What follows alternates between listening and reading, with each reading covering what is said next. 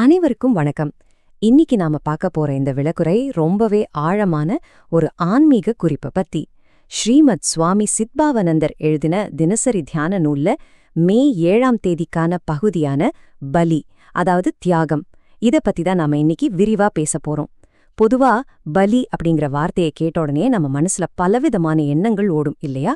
ஆனா உண்மையான பலினா என்ன, அதோட முழுமையான அர்த்தம் என்ன அப்படிங்கறத சுவாமி சித்பாவனந்தர் ரொம்பவே தெளிவா ஒரு அழகான கட்டமைப்போட விளக்கியிருக்காரு. வாங்க நேரடியா விஷயத்துக்குள்ள போயிடலாம். இந்த தியானத்தோட ஆரம்பமே ரொம்ப ஆழமான ஒரு பிரார்த்தனையோட தான் தொடங்குது. மண்ணே, நான் சொந்தம் பாராட்டும் என்னையே உனக்கு பலிதானமாக வழங்கி விடுவேனாக. இத படிக்கும் போதே நமக்குள்ள ஒரு அமைதி பரவறத கண்டிப்பா உணர முடியும். அதாவது நான், எனது அப்படின்னு நாம சொந்தம் கொண்டாடுற நம்மையே அந்த இறைவனுக்கு முழுமையா அர்ப்பணிக்கிறது தான் உலகத்திலேயே ரொம்ப உயர்ந்த தியாகம் அப்படின்னு இது சொல்லுது. இதிலிருந்து நாம தெரிஞ்சுக்க வேண்டிய முக்கியமான விஷயம் என்னன்னா, நம்மளுடைய இந்த ஆன்மீக பயணத்தோட இறுதி இலக்கு வேற எந்த பொருளையும் கடவுளுக்கு கொடுக்கறது கிடையாது, நம்மளையே அர்ப்பணிக்கிறது தான் அப்படிங்கறத இந்த முதல் வரியே ரொம்ப ஸ்ட்ராங்கா சொல்லிடுது. சரி, இப்போ இந்த சரணாகதியின் படிகள், அதாவது மனித பரிணாம வளர்ச்சிக்கு ஏத்த மாதிரி இறைவனுக்கு படைக்கப்படும் பலியோட நிலைகள் என்னென்ன அப்படிங்கறத பார்க்கலாம். சுவாமி சித்பவானந்தர் நாம இறைவனுக்கு படைக்கிற காணிக்கைகளை மனித மனதோட பரிணாம வளர்ச்சிக்கு ஏத்த மாதிரி ஒரு சரணாகதியின் ஏணிப்படியா நமக்கு காட்டுறாரு. இதுல 3 தெளிவான நிலைகள் இருக்குங்க. முதல் படி என்னன்னா, அறியாமையின் காரணமா வாயிலா ஜீவன்களை இறைவனுக்கு பலியாக கொடுக்கறது. இத நூலாசிரியர் கீழ்த்தரமான கொடை அப்படின்னு ரொம்ப தெளிவா முத்திர குத்துறாரு. அடுத்து 2வது படி, நல்ல உணவை கடவுளுக்கு நைவேத்தியம் செஞ்சு அதை மத்தவங்களுக்கு பிரசாதமா வழங்குறது. இத மேலான கொடைன்னு சொல்றாரு. ஃபைனலா 3வது மற்றும் உச்சகட்டப்படி என்ன தெரியுமா? தன்னையே மனமு ஒப்படைச்சிடுறது. இந்த 3 படிகளுமே நாம எப்படி நம்மளோட சுயநலத்திலிருந்தும் அறியாமையிலிருந்தும் வெளியே வந்து ஒரு முழுமையான ஆன்மீக புரிதலை நோக்கி பயணிக்கிறோம் அப்படிங்கிறதுக்கான ஒரு பெர்ஃபெக்ட் மேப்பா இருக்கு.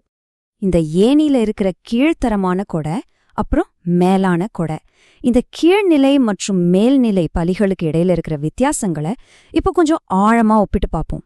இந்த 2 படிகளுக்கும் நடுவுல இருக்கிற வித்தியாசம் வெறும் சடங்குகள்ல மட்டும் இல்லைங்க, அதுக்கு பின்னாடி இருக்கிற நம்ம மனநிலையிலையும் தான் இருக்கு. பலி அப்படின்னா இறைவனுக்கு நாம ஏதோ கொடுக்கறோம் அப்படின்னு நிறைய பேர் நினைச்சிட்டு இருக்கோம். ஆனா நாம எதை கொடுக்கறோம், எப்படி கொடுக்கறோம் அப்படிங்கிற இடத்துல தான் நம்மளோட ஆன்மீக முதிர்ச்சியே வெளியில தெரியுது. ஒரு பக்கம் பாத்தீங்கன்னா, மத்த உயிர்களை துன்புறுத்தி இறைவனுக்கு கொடுக்கறதுங்கிறது முற்றிலும் அறியாமையில செய்யப்படுற ஒரு வன்முறை செயல். அதனாலதான் அது கீழ்த்தரமானது. ஆனா மறுபக்கம் நல்ல உணவை சமைச்சு அதை கடவுளுக்கு படைச்சிட்டு நம்ம சக மனிதர்களுக்கு பகிர்ந்தளிக்கிறது ஒரு உயிரை வளர்க்கிற செயல் இல்லையா?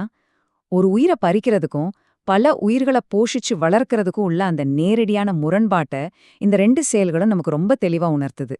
உடனே உங்களுக்கு ஒரு கேள்வி வரலாம், உணவை பகிர்ந்தளிக்கிறது எப்படி ஒரு சிறந்த பலியா மாறும் அப்படின்னு? அதுக்கான விடைதான் இந்த அற்புதமான தத்துவம். கடவுள் மூலம் உயிர்களெல்லாம் இணைக்கப்பட்டிருக்கின்றன. ஒரு நல்ல உணவை பிரசாதமா நம்ம மத்தவங்களுக்கு கொடுக்கும்போது அங்க வெறும் உணவு மட்டும் பகிரப்படலங்க, மாறாக இறைவன் மூலமா நம்ம எல்லாருக்குள்ளும் இருக்கிற அந்த பிணைப்பை நாம உணர்றோம். அதனால பிரசாதம் வழங்குறது அப்படிங்கிறது சக மனிதர்களுக்குள்ள இருக்கிற இறைவனை பார்க்குற ஒரு உன்னதமான பயிற்சி. இதுதான் பலியில ஒரு மேலான படிநிலை. இப்போ அந்த ஏணியோட மிக உயர்ந்த உச்சகட்ட படிநிலையான ஒப்பற்ற செயல், அதாவது உச்சகட்ட தியாகம், அத பத்தி பார்க்கலாம். விலங்குகளை பலியிடுற அந்த கீழ்நிலையிலிருந்து மனிதர்களை நேசிக்கிற மேல்நிலைய கடந்து இப்போ நாம எல்லாவற்றிற்கும் மேலான ஒரு உன்னத நிலைக்கு வந்திருக்கோம். தன்னையே தெய்வ காரியத்துக்கு மனமுவந்து ஒப்படைச்சிடுறது தான் ஒப்பற்ற செயல். இதுதான் உச்சகட்ட பலி. அதாவது எனக்கு சொந்தம்னு நான் நினைக்கிற பணம், பொருள், உணவு, இதையெல்லாம் இறைவனுக்கு தர்றது ஒரு நிலை. ஆனா அந்த பொருட்களை எல்லாம் தர்ற நான் அப்படிங்கிற அந்த தன்மையையே முழுமையா இறைப்பணிக்காக அர்ப்பணிக்கிறது தான் எல்லாத்தையும் விட பெரிய விஷயம். அதுலயும் குறிப்பா ஏதோ கட்டாயத்துக்காக இல்லாம மனமு அதாவது ரொம்ப சந்தோஷமாவும் முழு சம்மதத்தோடும் தன்னை ஒப்படைக்கிறது தான் ஒப்பற்ற தியாகம் அப்படின்னு மூலநூல் ரொம்ப தெளிவா வலியுறுத்துது.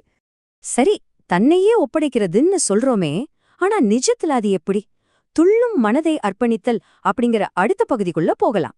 நடைமுறையில தன்னை ஒப்படைக்கிறது அப்படின்னா என்ன? நம்ம உடம்புல இருக்கிற உறுப்புகளை ஒப்படைக்கிறதா? கண்டிப்பா இல்ல. தமிழ்நாட்டோட தலைசிறந்த ஆன்மீக கவிஞரான தாயுமானவர் நாம உண்மையில எதை பலி கொடுக்கணும் அப்படிங்கிற ரகசியத்தை ரொம்ப அழகா உடைக்கிறாரு.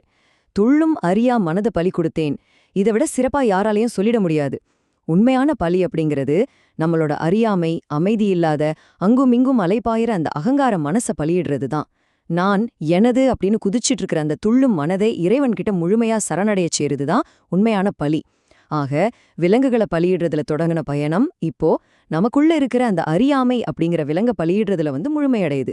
இதுக்கு பேருதாங்க உண்மையான சரணாகதி.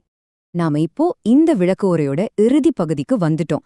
சுவாமி சித்பவானந்தரோட இந்த தெளிவான கட்டமைப்பும் தாயுமானவரோட ஆழமான வரியும் நமக்கு ஒரு மிகப்பெரிய செய்தியை சொல்லியிருக்கு.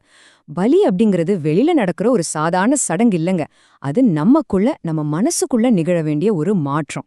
அந்த வகையில உங்களுக்கு நானே ஒரு கேள்வியை வைக்கிறேன். இன்னைக்கு உங்க துள்ளும் மனதோட எந்த பகுதியை நீங்க அர்ப்பணிக்க போறீங்க? உங்க கோபத்தையா, பொறாமையா, இல்ல உங்க அகங்காரத்தையா? கொஞ்சம் யோசிச்சு பாருங்க. அந்த அறியா மனதை இறைவன் கிட்ட மனமுவந்து ஒப்படைக்கிறதா நீங்க செய்யற ஒப்பற்ற செயலா அமையும். இந்த ஒரு ஆழமான சிந்தனையோட நாம இந்த விளக்க உரையை நிறைவு செய்யலாம். இந்த தெளிவான புரிதல் கண்டிப்பா உங்க அன்றாட வாழ்க்கையில ஒரு புதிய வெளிச்சத்தை தரும்னு நான் நம்புறேன். ரொம்ப நன்றி.